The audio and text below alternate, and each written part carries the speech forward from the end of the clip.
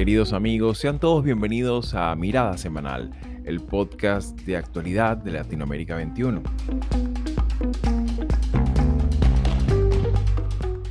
Como todos los domingos, analizaremos las principales noticias de la semana con el respaldo intelectual de Marisabel Puertarriera y Manuel Alcántara Sáez.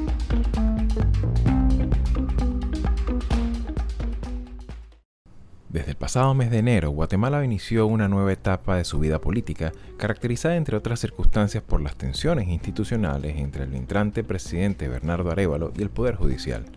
Una pugnacidad que ha continuado durante los primeros meses de su mandato y que no ha mitigado el creciente descrédito político de la ciudadanía.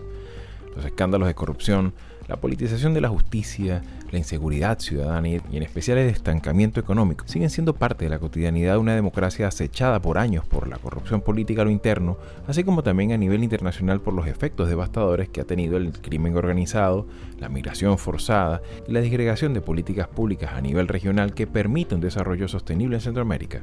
Para examinar la actualidad política de Guatemala, tanto en su perfil doméstico como internacional, contamos con la participación en este episodio de Daniel Núñez y María Alejandra Erazo, miembros de Diálogo Guatemala, una organización no gubernamental que procura la promoción de soluciones y diseños de políticas públicas basadas en el análisis de datos, con lo cual contribuir a la resolución de problemas públicos tanto a nivel regional como nacional. En este episodio pudimos analizar los alcances de este clima de descrédito político al tiempo de conocer también algunas soluciones que plantea el activismo ciudadano, como es el caso de esta organización en sus distintas áreas de trabajo.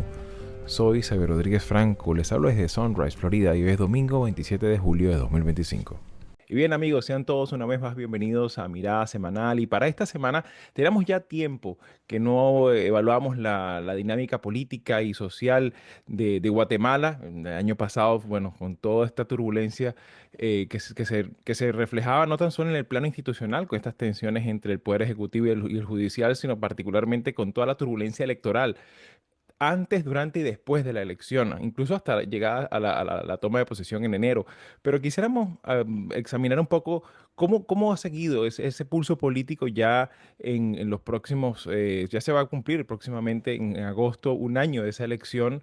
Y nos gustaría, y para abordar este tema, hemos invitado a dos personas que, bueno, saliéndonos un poco del patrón que habitualmente teníamos, planteados en Mirada Semanal de invitar siempre académicos, ¿no? O principalmente académicos. En esta ocasión vamos a invitar también a personas que vienen de las ONG, personas que han hecho una labor interesante sobre la cual, por supuesto, llegado a su momento ya nos comentarán. Pero bueno, para empezar, Daniel, nos acompaña Daniel Núñez. Me gustaría un poco que, bueno, además de presentarte, nos diera también una visión panorámica de la Guatemala de nuestro tiempo. ¿Cuáles son los elementos que para la mirada no experta que le hace seguimiento a la vida política de guatemalteca a diario, cuáles son los elementos más importantes que puedan caracterizar la Guatemala de este momento particular de mediados de 2025? Adelante y bienvenido. Gracias, Javier, y gracias por la invitación, el profesor Alcántara.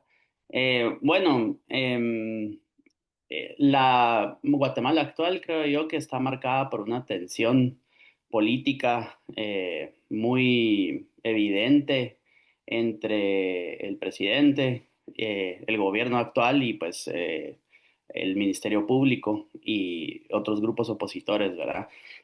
Yo creo que un factor muy importante a tomar en cuenta en la situación actual es que cuando entró el presidente Arévalo, había muchísima expectativa por parte de la población, una expectativa tremenda que pues se ha ido desinflando con los meses, y a la par hemos visto algunas situaciones que siempre tienen implicaciones importantes en las actitudes de la población. Entre ellas, principalmente, diría yo, los aumentos de los niveles de violencia, ¿verdad? Hay un aumento importante de todo tipo de violencia, pero específicamente violencia homicida. Hemos visto desde el 2009 en adelante teníamos una tendencia a la baja, eh, que se había sostenido, ¿verdad? Ya por varios años, y a partir de este año, febrero de este año específicamente se empieza a ver que se revierte esa tendencia,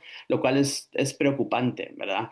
Es preocupante y a la vez, a la par de eso, pues hay otros tipos de violencia, específicamente las extorsiones, ¿verdad? Que son también un fenómeno importante que tienen implicaciones en la moral de la población, en la percepción de que tiene la población del gobierno. Entonces creo que pues esas expectativas se han desinflado, hay cada vez más decepción con, con el gobierno actual y estamos a las vísperas de un proceso electoral el próximo año que Mariale les puede hablar mucho mejor de eso que yo, que va a ser determinante para el futuro de la democracia del país. Claro, y en ese sentido creo que has señalado cosas que son muy, muy sensibles, no tan solo para el tejido político o institucional guatemalteco, sino también en buena medida de América Latina, una región, especialmente Centroamérica, que ha sido azotada por el crimen organizado, por el fenómeno pandillero. Obviamente, la salud institucional y de los sistemas de justicia es un elemento central, y es hasta poco habitual ver un poder judicial que tenga una pugnacidad política tan fuerte como un presidente considerando estas variables. Y para eso, bueno, me gustaría también abrirle un poco la cancha y darle la oportunidad a Mariale Erazo, que nos acompaña también, para que pudiera también darnos esa perspectiva también en lo electoral, que fue el tema central de Guatemala durante buena parte del año 2024. Adelante. Muchas gracias, Javier. Gracias por el espacio. Sí, mira, para ahondar un poco en lo que mencionaba Daniel, en Guatemala hemos vivido ciclos de crisis políticas, sociales, cada 4 años y algunas de ellas precisamente han coincidido con procesos electorales, ¿verdad? Entonces tuvimos en los últimos 15 años, la primera crisis en 2015 que lanzó pues, las protestas a la plaza, un movimiento ciudadano bastante orgánico que influyó obviamente en las elecciones del 2016. Tuvimos una nueva crisis en 2019, un poquito más institucional con la salida de CICIG, y luego en 2023 volvimos a tener una crisis aunada a todo el tema de las elecciones, de elección del nuevo gobierno, la toma de posesión y tal.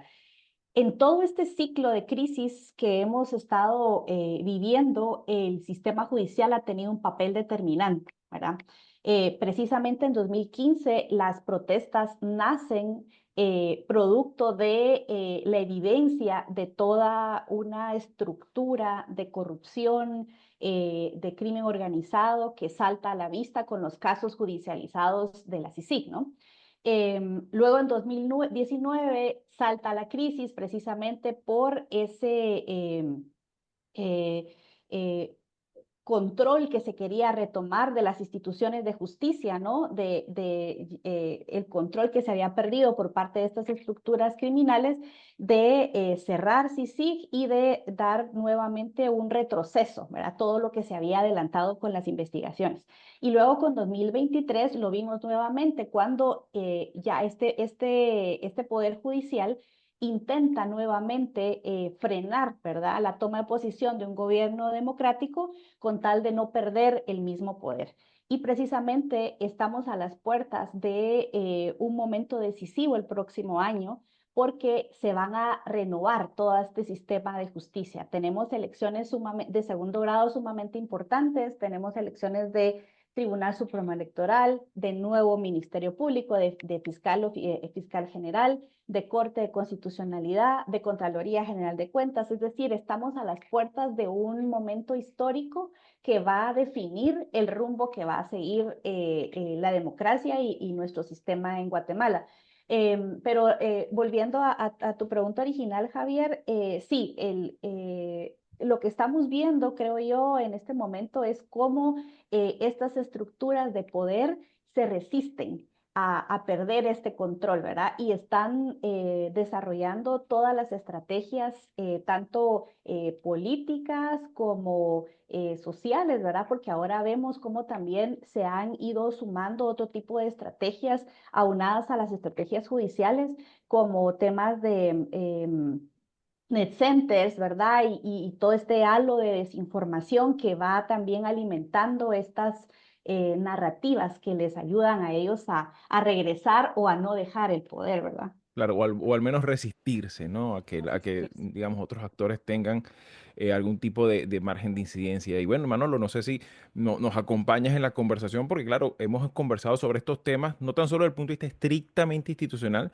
sino también a veces lo que genera en la ciudadanía. Ese, por una parte, como bien ha dicho tú, Daniel, ese descrédito a la clase política, a la democracia como concepto, pero además de eso, todo lo que eso también termina generando a nivel cultural, ¿no? En ese sentido, pues me gustaría un poco que te incorporara a efectos de esta Guatemala del 2025.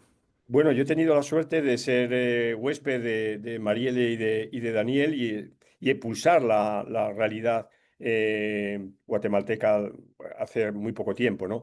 Y algo que me sorprende, quizás por la ingenuidad que uno tiene cuando ve las cosas desde fuera o las ve solo a través del papel, y es las expectativas que había con el gobierno de Bernardo Arévalo, ¿no? Como una renovación de un estilo de liderazgo, ¿no? Es una pena porque estamos tan acostumbrados a sacar lo lamentable, ¿no? Lo peor de los dirigentes políticos. Estoy pensando pues en el presidente vecino de El Salvador o bueno, el show de esta semana, ¿no? De Milei, ¿no?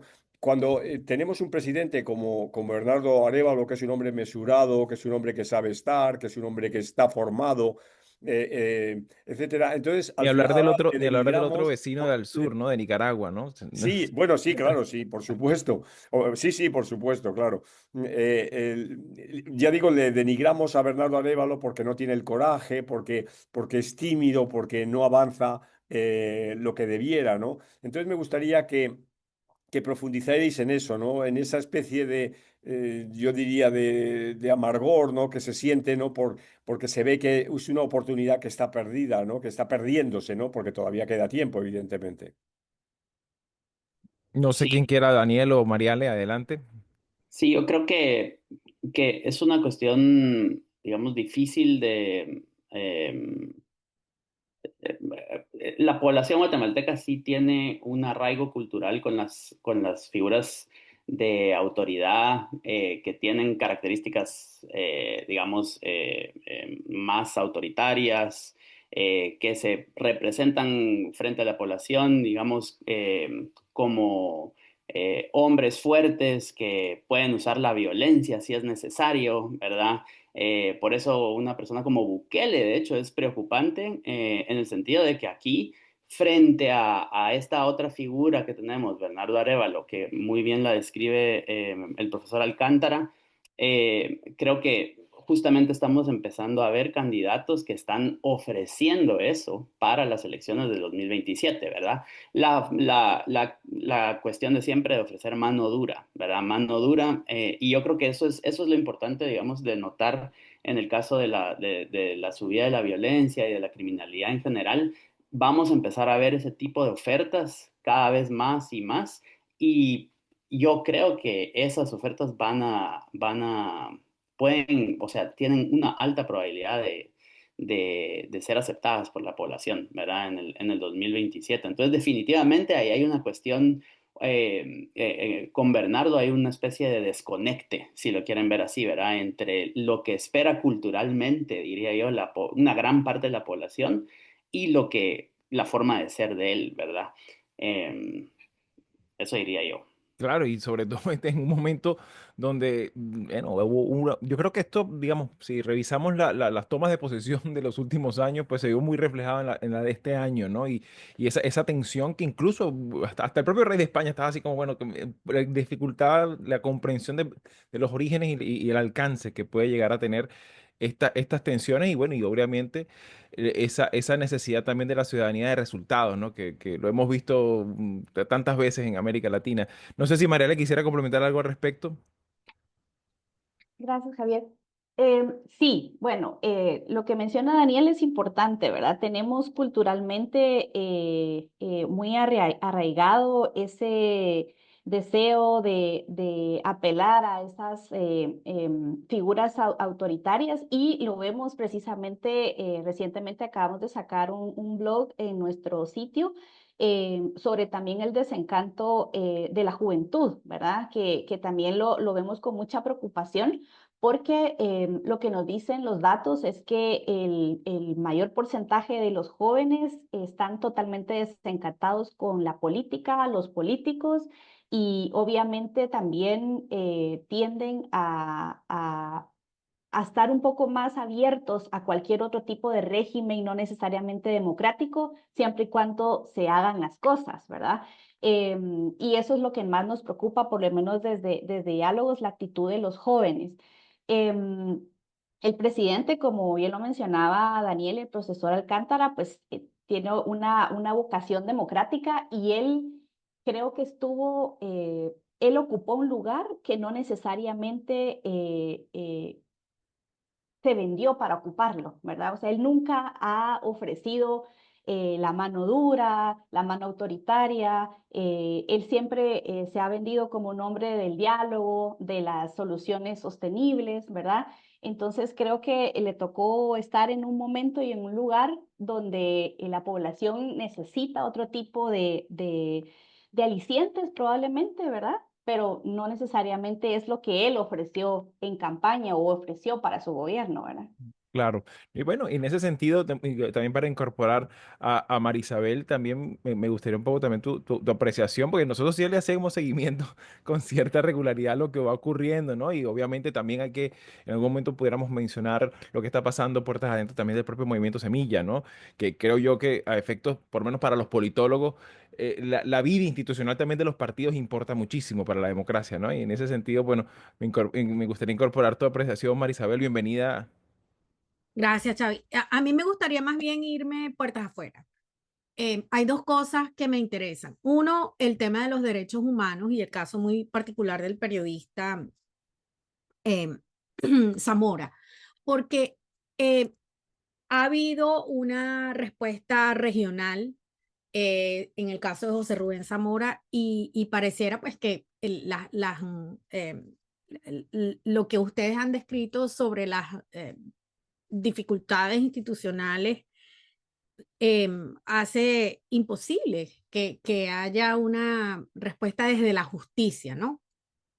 Eso por una parte es inquietante porque sí hay críticas hacia el gobierno de Arévalo, pero sobre todo es porque no hay ninguna posibilidad, es decir, hay una debilidad desde el punto de vista de la institución del Poder Ejecutivo, ¿no? Y eso está claro, que hay autonomía, independencia, pero eso no quita que estemos hablando o estemos en presencia de un fuerte abuso por parte del Poder Judicial, ¿no? La Fiscalía. Y en ese sentido, creo que nos interesa mucho conocer eh, el trasfondo, porque cuando hay curiosidad en el electorado por mano dura y figuras autoritarias, una de las primeras cosas que tenemos que traer a colación es justamente qué hacen esas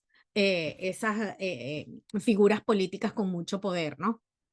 Entonces creo que esa es la primera inquietud. Y la segunda es cómo está afectando a Guatemala la crisis en El Salvador, y específicamente en el caso de actores políticos y de la sociedad civil, como es el caso de Cristosal, los periodistas que han tenido que huir, los del Faro, por ejemplo, que han tenido que huir del país, y sabemos que muchos están saliendo hacia Guatemala. ¿Cómo está enfrentando Guatemala esta situación? Me interesan esos dos aspectos.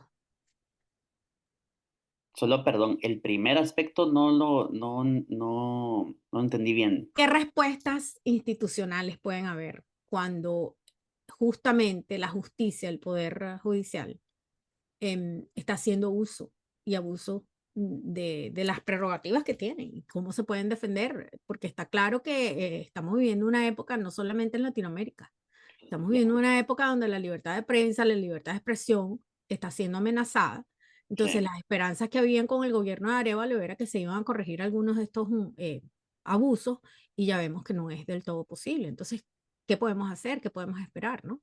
Ok, ok. Bueno, voy a mencionar brevemente dos aspectos de ambas preguntas y luego le paso la palabra a Mariale.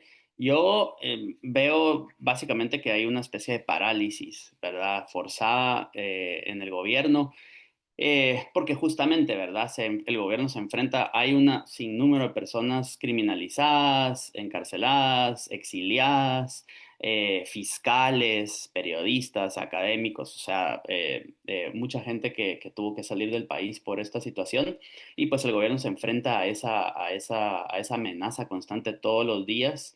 Y entonces ha generado esta especie de parálisis. La parálisis también se ha dado, creo yo, en términos de que, bueno, el gobierno entró con, digamos, esto de la lucha contra la corrupción, ¿verdad? Y efectivamente, cuando entraron a los ministerios, pues encontraron una cuestión terrorífica, ¿verdad? De prácticas corruptas. Y eso también tiene paralizado, por ejemplo, al Ministerio de Comunicaciones, ¿verdad? Que es el que se encarga de construir carreteras y todo, y ahí ven un gran problema porque nadie quiere tomar decisiones que luego decisiones por las cuales los pueden criminalizar más adelante, ¿verdad?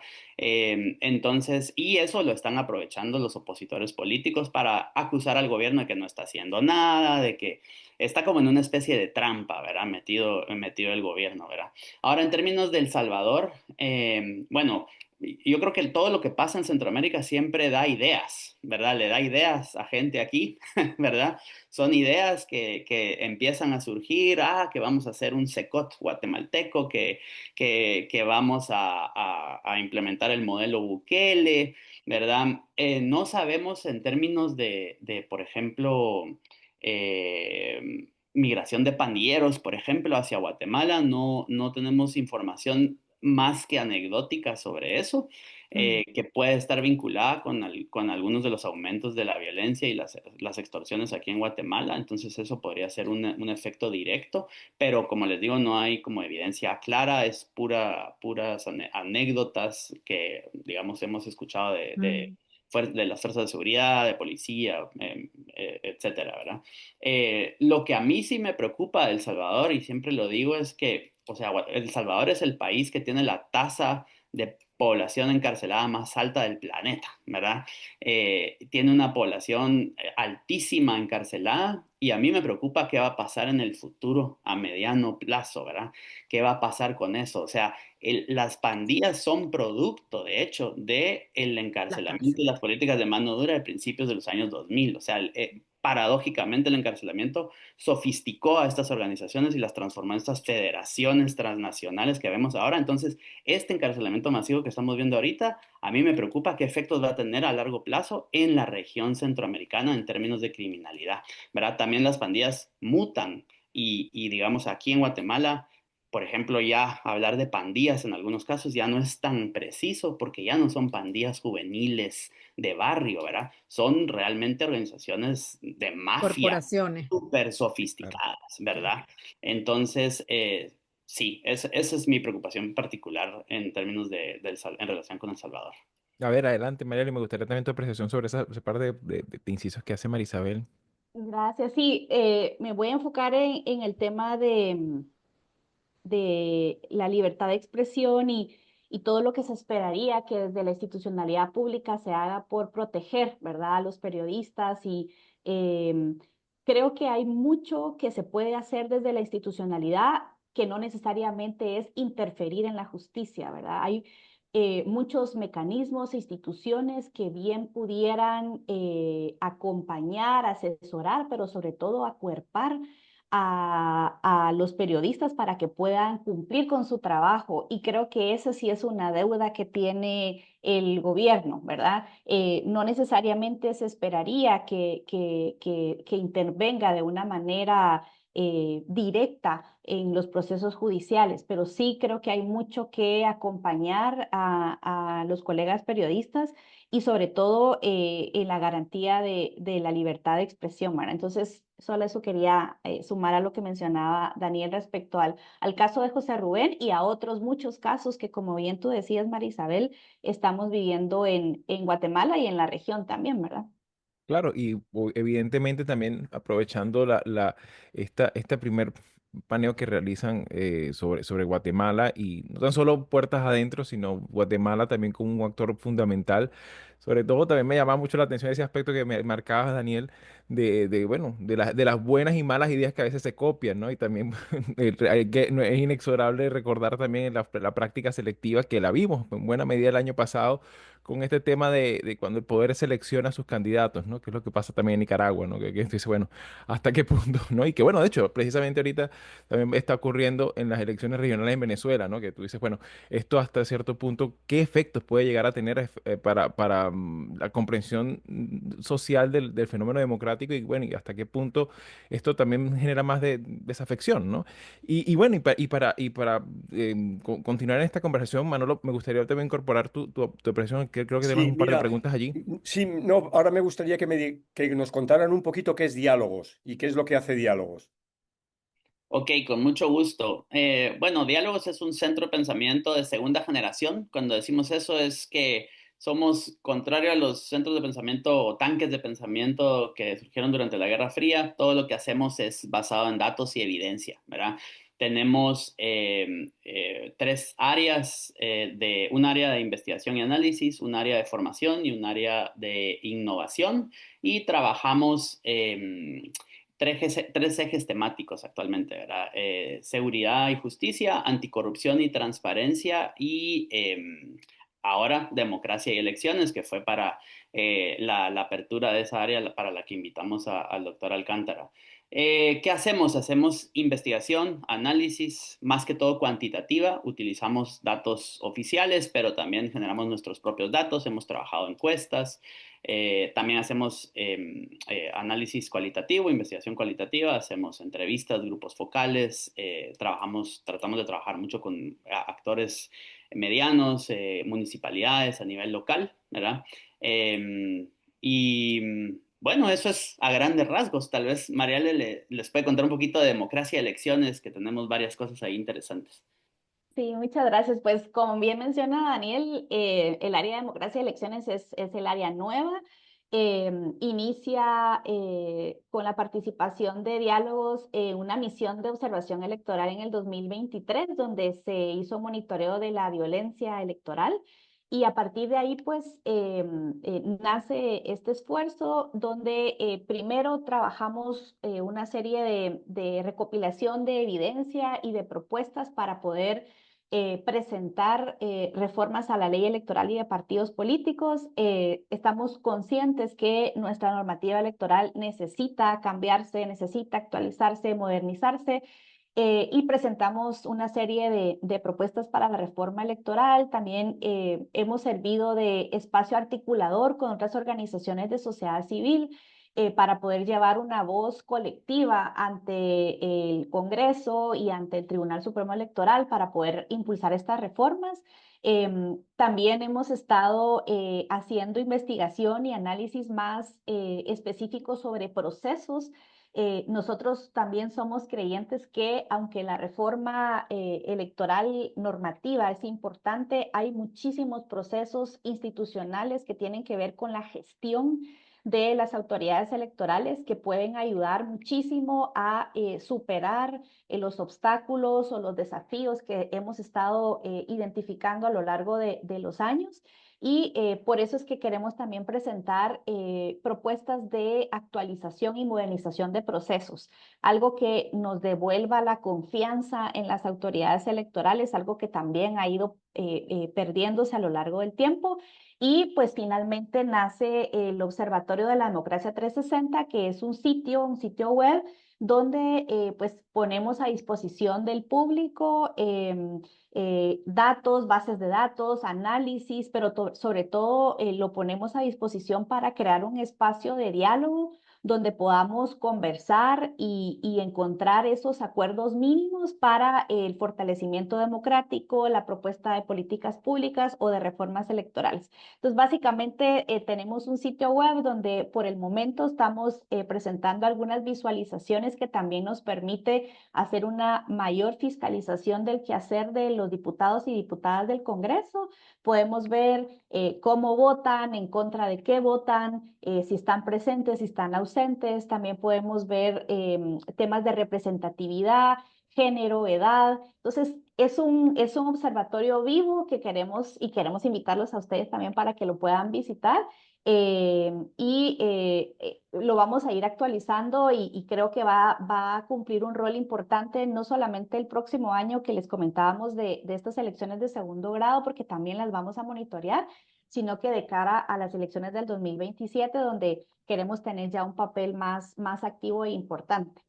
Claro, y por supuesto, de hecho, en la parte de los comentarios vamos a colocar sus enlaces la información para que las personas que están interesadas puedan tener acceso a esta información. Veo que también, y eso era también parte de otra pregunta que quisiera, voy aprovechando la oportunidad, veo que también hay una línea de investigación relacionada con el tema de la violencia homicida. A veces, digamos, en Sí. junio hubo un informe que tienen aquí, y bueno, y aparte de esto también informes sobre el ámbito electoral, pero particularmente me gustaría un poco su apreciación con respecto a esta línea de investigación, porque claro, ciertamente como mencionaba Manolo al principio, pues es un tema central que es transversal independientemente del signo o la inspiración ideológica del gobierno, el tema de la violencia, particularmente la violencia homicida en Centroamérica es importante y en ese sentido me gustaría un poco tu apreciación sobre esta línea de investigación, Daniel.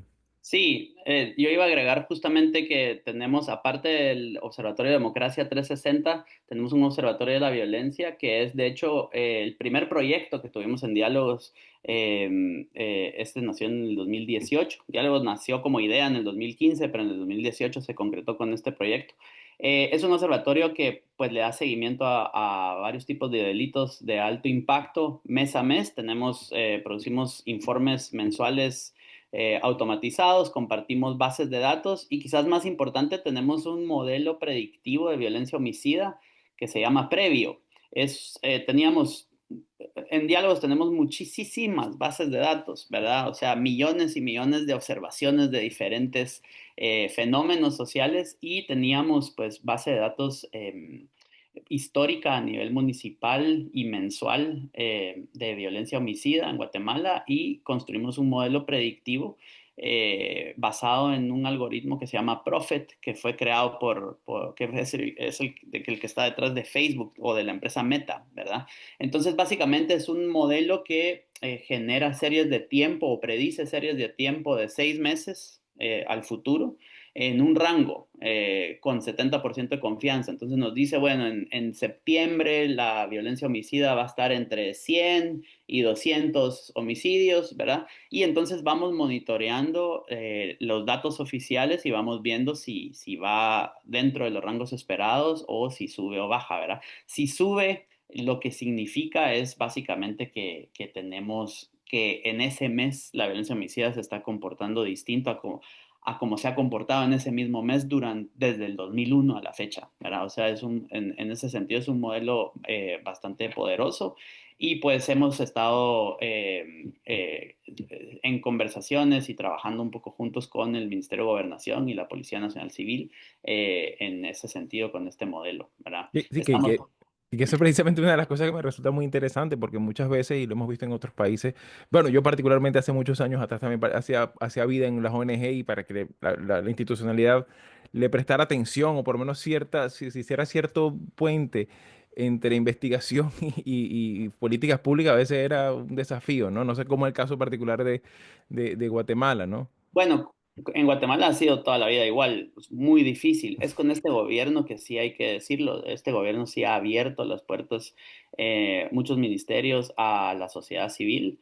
De hecho, incluso muchos de los cuadros del gobierno provienen de sociedad civil. Y pues han organizado una serie de mesas en donde nosotros estamos participando junto con otras organizaciones. Y pues sí, eso es algo nuevo y incluso le diría yo extraño, ¿verdad? Porque, o sea, para nosotros que no estamos acostumbrados, estamos acostumbrados a ver al Estado casi como el enemigo, ¿verdad? Entonces, esto sí es un cambio muy notorio en el gobierno actual. No sé si quisiera añadir algo más, porque claro, creo que ya para cerrar esta parte del programa, Marisabel, sobre todo, bueno, también lanzar la invitación pues a que existe, promover un poco más ese diálogo que tan necesario, no tan solo entre la academia, sino también en este tipo de organizaciones a nivel regional. Yo además creo que en el escenario, como bien decía Daniel al principio, ¿no? lo que pasa en uno, no solamente en un vecino, ¿no? Sino lo que pasa en la región, que puede ser atractivo desde el punto de vista electoral, que se replique en otros. También pienso que estas experiencias, dada la debilidad o la ausencia del Estado en muchos casos, en, en, en, en áreas que son sensibles y que son determinantes a la hora de hablar de derechos en democracias en peligro. Em, Creo que hay un interés, y ahorita va a ser más que interés, una necesidad en fortalecer los mecanismos desde la sociedad civil y en conjunto con los partidos políticos para justamente hacer, llenar el vacío que están dejando tanto las instituciones secuestradas por estos liderazgos autoritarios, como por las propias debilidades de las instituciones, ¿no? Pero eso tiene un riesgo, eso tiene un alto riesgo, porque por una parte vienen legislaciones como las que hemos visto en Nicaragua y en Venezuela, que sancionan a las organizaciones, y en El Salvador, ¿no? Que sancionan criminalizan a las organizaciones de la sociedad civil por recibir fondos Bueno, nada más y nada menos que las mencionan como potenciales traidores a la patria claro, y las cosas así, ¿no? criminalizan Claro. justamente para bloquear su trabajo, pero entonces eso deja en una posición de vulnerabilidad a estas iniciativas, porque entonces tienen que trabajar prácticamente desde la clandestinidad o fuera del país. Entonces, eso me temo es también uno de los riesgos que se corren. Es necesario fortalecerlas, pero también hay que buscar mecanismos de protección. Y en democracias que están sufriendo retrocesos o erosión, es mucho más factible que tengan que hacer lo que hizo Cristosal, por ejemplo, o lo que ha hecho el Faro, ¿no? Que es Claro. tener que salir del país para poder trabajar, y eso obviamente es una limitación porque no hay nada más efectivo que trabajar en el terreno. Claro, sin lugar a dudas. Y en ese sentido, y agarrando el espíritu de esa intervención, Marisabel, bueno, se nos ha echado un poquito el tiempo encima. Muchísimas gracias, agradecemos muchísimo su tiempo, valoramos y bueno, desde ya pues mandamos la invitación a que se sumen a las iniciativas que realicen. Y bueno, esta es su casa cuando necesiten divulgación y hacer, buscar la medida de lo posible, ampliar ese alcance de mejorar nuestras democracias basado en hechos y en evidencia, pues por supuesto. Esta siempre será su casa. Así que muchísimas gracias, muchachos, y sigan adelante por la labor que realizan. Gracias a ustedes nuevamente Muchas Gracias, gracias. en el espacio. gracias. Si llegaste hasta aquí y te interesan estos temas, puedes ayudarnos a seguir haciendo estos vídeos dándole like, compartiendo, comentando y suscribiéndote al canal de YouTube de Latinoamérica 21. Puedes acceder también a todos nuestros episodios entrando en nuestra página web latinoamerica21.com/podcast y en las principales plataformas de audio. Subimos videos nuevos todas las semanas, así que nos veremos en Mirada Semanal muy pronto.